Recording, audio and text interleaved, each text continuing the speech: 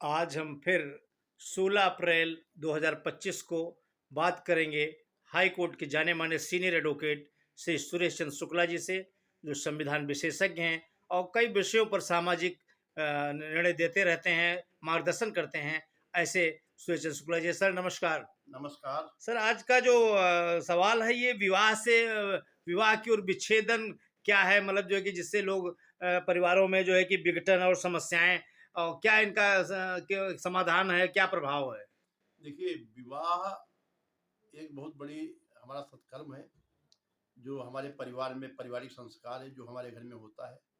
और ये देखा जाए तो दो परिवारों का बहुत अच्छा मिलन होता है, इससे एक परिवार का जन्म होता है। तो इस परिवार के जो पाणी ग्रहण, जो ये वैवाहिक संस्कार जो है, इस संस्कार को बहुत विधिपूर्वक आदमी को करना चाहिए, ये बहुत जरूरी है। जी जी। लेकिन वर्तमान स्थितियां हम देख रहे हैं कि आदमी ने विवाह को बिल्कुल विवाह न समझ करके एक एग्रीमेंट टाइप का कॉमर्शियल समझ लिया है कि जल्दी जल्दी शादी करो और ये करो वो करो, सब निपटा खत्म करो। आपने देखा होगा, शादियां जब भी तय होती हैं तो जो मेन कार्यक्रम होता है वो होता है ब्राह्मण देवता का, पंडित जी का होता है। पंडित जी को हमारे समाज ने बिल्कुल तमाशा बना रखा है।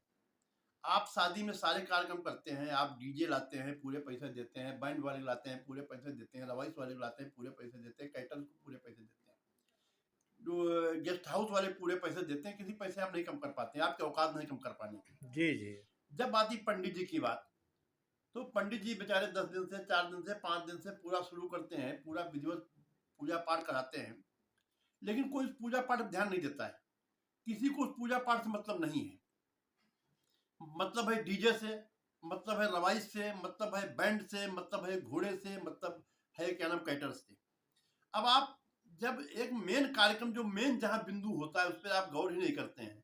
सबसे बड़ी समस्या ये है। न विधिवत कोई पूजा होती है, उसका कारण ये है पंडित जी, उसके कारण नहीं है, दोस्त कोई पंडित जी को दे। ये एक हमारे यहाँ आजकल फैशन बहुत ज्यादा बन गया है, जब से SC/ST एक्ट आया है, कि ब्राह्मण को गाली बको, मनुवादिक गाली बको और मनुस्मृतिक गाली बको, ये एक फैशन चालू हो गया है। इसमें हमारे कुछ ब्राह्मण भाई भी शामिल हैं, जो हमारे सवर्ण भाई वो भी शामिल है। जी जी। क्योंकि देखिए, संस्कार चला आया शुरू से, जहां से हमारे पूर्वजों का हजारों लाखों साल पहले जन्म हुआ, वहां से उन लोगों ने एक रिश्ता बनाया, बाप बेटे का, पोता दादा का, समझे, उसके आदमी के लिहाज है। अब लिहाज सब खत्म हो गए हैं। हम जरा अपना लाभ कमाने के लिए हम झट जरा बात में धड़ ब्राह्मण पंडित वाली बकी, साहब पंडित तो क्या करते हैं, ये होता है ये होता है। वो पंडित जी क्या करते हैं, हरिओम बक देते हैं। उस हरिओम का मतलब आप समझिए, उस हरिओम मतलब ये है कि शादी होने के बाद जब घर में खुशियां आनी चाहिए, बच्चों की किलकारी आनी चाहिए, तब क्या नाम उसके तलाक की नोटिस आती हैं। तो पंडित जी जब पूजा पाठ करते हैं, उसका कोई भी निर्वहन नहीं करता है। न पंडित जी से कोई कहता है पंडित जी अच्छी पूजा करिएगा, न कोई कहता पंडित जी जहां आप 10 रुपये खर्च हो रहा, पंडित जी आप शादी में वैवाहिक कार्यक्रम में पूजा पाठ में 1000 रुपया मेरे खर्च करा दीजिए, कोई नहीं कहता है। जब पंडित जी की दक्षिणा की बात आती है, तो पंडित जी क्या होता है, पंडित जी 1100 ले लो, पंडित जी 200 ले लो, पंडित जी 300 ले लो। अरे उनकी पूरी दक्षिणा, उनके पूरा वो तो करिए। दान दक्षिणा आदमी रोकता नहीं, किसी का दक्षिणा आदमी दान बिल्कुल नहीं रोका जाता है। जब आप दान नहीं देंगे, पूरा पूजा पूर्ण नहीं होगी। किसी के दान के बिना पूजा कैसे पूर्ण हो जाएगी? जी बहुत जी। हर जगह कहा गया है, मजदूर का पसीना सूखने से पहले उसकी मजदूरी मिल जानी चाहिए। पंडित जी रात भर जगे रहे 3 दिन से बराबर, जब दक्षिणा देने टाइम आता था, पंडित जी फिर कल हम आपसे मिल लेंगे। अरे काहे कल मिल लोगे, कल नहीं मिलो, कल कल अपने बिटिया दमाद से मिलो जाए फैमिली कोर्ट में। यहाँ मिलने की जरूरत नहीं पंडित जी से, पंडित जी अपना पेट पाल लेंगे किसी तरीके से। अभी एक किस्सा सुना है, हम एक कथा सुन रहे थे। जी। एक बहुत अच्छे परिवार में एक पंडित जी कथा भागवत कर रहे थे। भागवत जब पूजा पाठ की, तो उन्होंने सोचा कि पंडित जी हमने इतनी देर मेहनत की, सब किया है, तो अच्छा वहां पे चांदी जी की लक्ष्मी गणेश रखे थे। पूजा पाठ होने के बाद वहां जजमान ने उनको वो क्या नाम वो दक्षिणा दी 51 रुपया। पंडित जी ने कहा भाई 51 रुपया ये क्या तरीका है, हम मतलब 5 सुबह शाम तक पूरे दिन से मर रहे हैं, 51 रुपया दक्षिणा। अरे साहब पंडित जी तो ऐसे चलते हैं। उन्होंने उठाया, लक्ष्मी गणेश ले जाकर नाली में डाल दिए। तो उन्होंने पूछा ये क्यों किया आपने? कहीं जब ये चांदी के लक्ष्मी गणेश, जिनकी मैंने पूजा की, सब मैंने विधिवत इनका संस्कार किए, सब किए, जब ये हमको दक्षिणा नहीं दिला पाए, तो आपको लक्ष्मी क्या दिलाएंगे? ये सोचने वाली बहुत महीन बात है। जी जी। जी।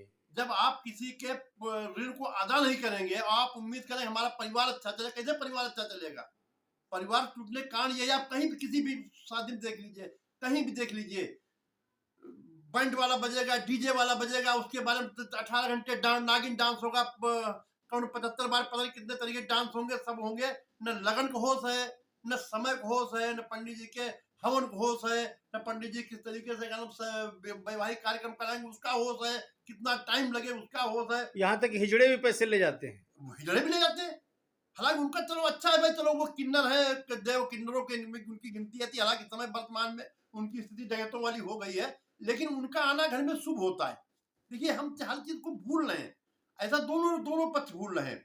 हमारी जिम्मेदारी, हम उनको बुला खुद उनको दक्षिणा दें, हम उनका आशीर्वाद लें, तो हम उनका आशीर्वाद नहीं लेते हैं। अब वो भी उन लोगों ने भी ऐसी है कि अपनी क्या नाम इमेज बना रखी है, आदमी उनकी आते हैं, आदमी का ब्लड प्रेशर बढ़ जाता है या ब्लड प्रेशर लो हो जाता है। पैसा देना नहीं उनको किसी को खलता है, लेकिन उनके जो हरकतें हैं, उनके व्यवहार, उनकी आचरण से आदमी डरता है। इसलिए हिजड़ों की जो बात यह है, जो किन्नर देवताओं में आते हैं, देवताओं में सम्मान का होना चाहिए, लेकिन वो इस तरीके से आना उनका एक बोझ हो जाता है। उनको भी आना चाहिए, उनको आना चाहिए, उनको भी दक्षिणा मिलनी चाहिए, उनका भी सम्मान होना चाहिए। ठीक, उनका आना, उनकी भी क्या नाम गाना बजाना होना चाहिए, घर शुद्ध होता है। तो ये सब चीजें अब नहीं होती है। इसके न होने के कारण ये स्थिति ये बन गई है कि आपकी शादी शुभ हुई ही नहीं।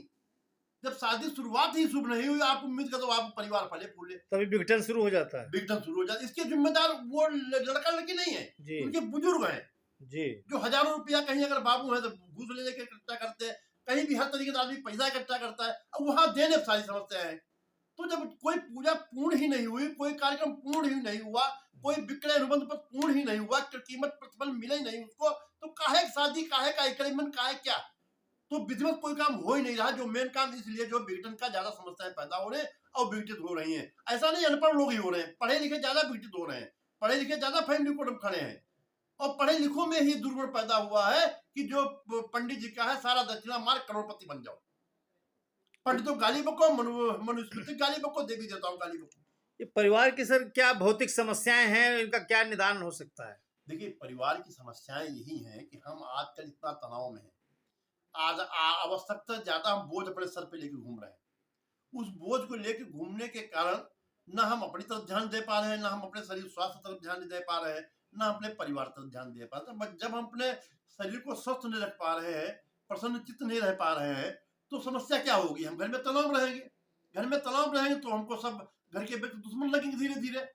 जब दुश्मन लगेंगे तो हम वही घर में दुर्व्यवहार हमारा सबके साथ शुरू हो जाएगा। जब हमारा दुर्व्यवहार शुरू होगा, अगला भी व्यक्ति की स्थिति वही है, तो धीरे धीरे हम लोग पारिवारिक विघटन, तनाव, क्रोध, झगड़ा, फसाद इसमें व्यतीत होते चले जा रहे हैं। और यही ये देन किसकी है कि हमारे संस्कार नहीं है। हम सब संस्कार भूल गए। पहले सब उठते थे, माँ बाप पैर छूते थे, बड़े भाइयों के पैर छूते थे, सबका आशीर्वाद लेते थे।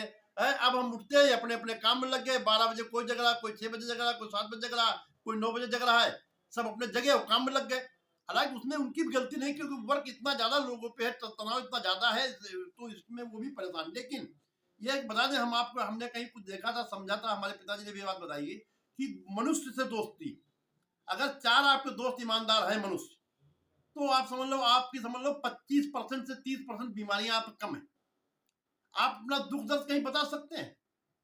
जब आप कोई जानने वाला नहीं, आप कमर्शियल हो गए, आपने केवल व्यापार का अपना काम, अपना लाभ खाली काम देखा, दूसरा इसके अलावा कोई काम ही नहीं देखा, किसी दोस्ती नहीं, किसी से हंसते नहीं, किसी बोलते नहीं, बाहर निकलते होकर के कि हम किसी से हंस देंगे तो हमारी बेइज्जती हो जाएगी। तो उसका परिणाम ये है कि आप अपना गम, अपनी भावनाएं अपना मुंह तक चला नहीं पाते कहीं किसी सामने हंस के। तो आप समस्या, तनाव झेलते रहो। पारिवारिक तनाव यही तो है, किसी माँ का इज्जत नहीं करनी, भाई से बात नहीं करनी है। इससे सर बीमारियां भी उत्पन्न हो रही हैं आजकल, तनाव से। सबसे ज्यादा बीमारी इससे पैदा हो रही तनाव से। तनाव से क्या नाम, दिमाग पे असर आ रहा है, हार्ट पे असर आ रहा है, पेट हजम नहीं, खाना नहीं हजम हो पा रहा है, खाने पीने का समय नहीं निश्चित है। अब खाना पीना इतना खराब है हमारा, एक तो जो भोजन मतलब जैसे गेहूं है वही खराब है। अब गेहूं बनता खराब तरीके से है भाई। हम ज्यादा से ज्यादा पूरी का या सब्जी का या पनीर का, ये सब चीजों भारी भोजन का सेवन करते हैं, तो हाजमे की समस्या पैदा होती है, इससे और तनाव रहता है। आप कभी भी देखिए, शाम को आप अगर 4 रोटी खा ले, 3 रोटी खा के देखिए, उस रात आप कितनी अच्छी नींद आती है। अब वही 4 रोटी बजाय अगर आप शाम 5 रोटी या 5 पूरी खा ले, फिर आप देखिए कितनी अच्छी नींद आती है। उस दिन आपका पेट कुड़कुड़ करता रहे, पूरे दिन आप परेशान रहेंगे। और जब आप हल्का भोजन करेंगे शाम को तो आपको अच्छी नींद आए, सुबह आप प्रसन्न चित्त से जग जाएंगे। इसीलिए परिवार का विघटन के कारण हमारी समस्याएं हैं, जो हम तनाव लेकर खोपड़ी घूमते हैं, जिनको हम कम नहीं करते हैं। ना हम हंसते हैं, न बोलते हैं, टहलते हैं, घूमते हैं, न दोस्त व्यवहार बनाते हैं। तो सर इसका क्या निदान होना चाहिए जिससे परिवार खुशी के माहौल में जिए? किस तरीके का मतलब उसको जीवन मतलब सुधारना चाहिए? देखिए हम बताएं आपको, पहले क्या था, शारीरिक श्रम ज्यादा था, मानसिक श्रम कम था। अब शारीरिक श्रम कम है, मानसिक श्रम ज्यादा ज्यादा है जी। तो मानसिक श्रम आदमी तनाव पैदा करता है। ऐसा नहीं हम नहीं कह सकते पहले लोग ज्यादा होनहार थे, आज लोग कम होनहार, ऐसा नहीं है। पहले से लोगों ज्यादा आज लोग काम करते हैं, सुबह 7 बजे जग जाते हैं और रात 9-10 बजे तक काम करते हैं। काम करने की क्षमता लोगों की बढ़ी है, लेकिन उसके बीच में ये तनाव भी बढ़ा है। भाई काम आप कितना करोगे, मशीन भी 8 घंटे बाद, रेल इंजन भी आराम करता है, जी जी तो आपको आराम करने का मौका नहीं मिलता है। तो वही धीरे धीरे आज काम अगर कल पे कोई टल गया, या जो काम आज आपकी नीयत से होना चाहिए तो वो काम आपका नहीं हो पाया, तो उसको लेके आप घर में तनाव लेके घर के अंदर प्रवेश कर गए उस काम को लेकर के। जब काम को लेकर घर के अंदर प्रवेश कर गए तो घर में तनाव पैदा हो गया। आपने घर में बच्चे सीधे बात नहीं, बच्चा पानी लाया, उससे भी बात आपने ठीक नहीं की, पत्नी से भी आप अच्छे से नहीं बोले, या पत्नी भी घर में तनाव रही, वो भी आपसे अच्छी नहीं बोली। यही सब कारण जो है, जो धीरे धीरे बहुत बृहद रूप तनाव को कैंसर रूप में मतलब घर में फैला देते हैं। हर आदमी एक दूसरे से बात नहीं करना चाहता, हर आदमी एक दूसरे परेशान के बारे में दुख नहीं पूछता, कोई किसी दर्द नहीं पूछता है। सब आदमी अपने अपने कमरे में अपनी अपनी टीवी में व्यस्त रहते हैं, वहां समस्याएं पैदा हो रही हैं। और ये समस्या एक घर में नहीं है, ये एक बहुत बड़ी समस्या है। ये समस्या कारण एक और है कि हम अपने संस्कार से भाग रहे हैं। हमारे संस्कार जो थे कि हमारे पिताजी हैं तो पिताजी से हम राय लेते थे, अब हमको पिताजी से राय लेने में शर्म आती है, बड़े भाई से पूछने में शर्म आती है, घर में परिवार से बात करने में शर्म आती है। तो इन सब चीजों का सारा बोझ आप अपने सर पे लेते हैं। हम पूजा पाठ की तरफ ध्यान नहीं देते हैं। अगर हम मंदिर जाते हैं तो हम सोचते हैं सबसे पहले हम दर्शन कर लें, हम जुगाड़ व्यवस्था दर्शन कर लें। अगर आप मंदिर जाने का आपका टाइम नहीं लाइन से लगने तो फायदा क्या? भाई मंदिर आप जाओगे, जितनी देर मंदिर में रहोगे उतनी देर आपकी सद्बुद्धि रहेगी, तो उतनी देर आपको अच्छा तनाव मिलेगा। आप वहां गए जहाँ 1 घंटे लाइन लगना चाहिए, आप 10 मिनट मंदिर से होकर बाहर आ गए, तो आप 10 ही मिनट वहां अपना मतलब तनाव कम कर पाए, ईश्वर में लिमिट हो पाए। अगर 1 घंटा आप लाइन में लगते तो आप 1 घंटे ईश्वर में लिमिट रहते। जब तक आप रहते तब तक आपका भगवान में ध्यान रहता, तो आपके संस्कार बड़ा अच्छे होते, अच्छी सोच आती, मन हल्का होता। तो मन तो आप ही नहीं हल्का कर रहे हो अपने तनाव कारण में। इसलिए मन हल्का करने के लिए आप ईश्वर में भी ध्यान लगाए। ऐसा नहीं है जो कहता है ईश्वर से कुछ नहीं होता है, वो कहने चाहे जो कहे ईश्वर से ही सब कुछ होता है। ईश्वर से ही सब कुछ होता है, समझ लीजिए। आप देख रहे थे Shri Suresh Chandra Shukla, senior advocate high court Lucknow bench Lucknow.